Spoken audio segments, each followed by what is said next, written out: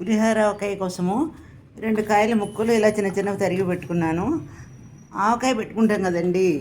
నేను 1 కప్పు కారం, 1 కప్పు ఉప్పు, కప్పు పావు ఆవపొడి, పసుపు వేసేసి ఇలా ఆవకాయకి చేసుకున్నానండి. కొంచెం పొడి మిగిలిందనమాట.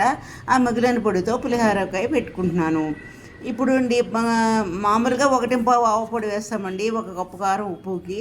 అదే కనుక మనకి గుంటూరు కారం అనుకోండి 1.5 ఆవపొడి వేయాలండి. ఇప్పుడు నూనె వేసేసుకుని మొత్తం అన్నీ కలిపి సీసాలోకి ఎత్తేస్తాను.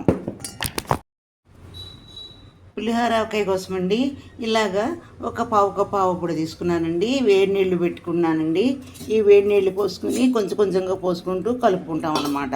ఇలాగండి ఎండలో పెట్టేసుకోవాలన్నమాట. ఇలా కలిపేసి ఎండలో పెట్టామనుకోండి సాయంత్రానికి డ్రై అయిపోతుంది.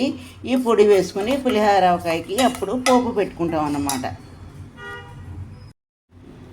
ఇదిగోనండి పొద్దున ఆవాల పొడి వేడి నీళ్ళు పోసి ఇలా పెట్టుకున్నాను కదండి. ఇలా తెచ్చేసానండి.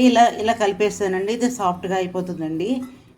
ఇది సాఫ్ట్గా అయిపోయిన దాంట్లో పులిహోరకాయ జాడీకి ఎత్తుకుని నానని చెప్పాను కదండి, అది వేసేద్దాము. అది వేసేసి ఇప్పుడు పోపు పెట్టుకుందాము. పోపు వేయించుకు పులిహోరకాయకి పోపుకి మొదట ఆవాలు వేసేస్తున్నాను. నూనె పెట్టుకున్నాను. ఆవాలు చుట్టుపట్టుకుంటున్నాయి. శనగపప్పు కూడా వేసేద్దాము.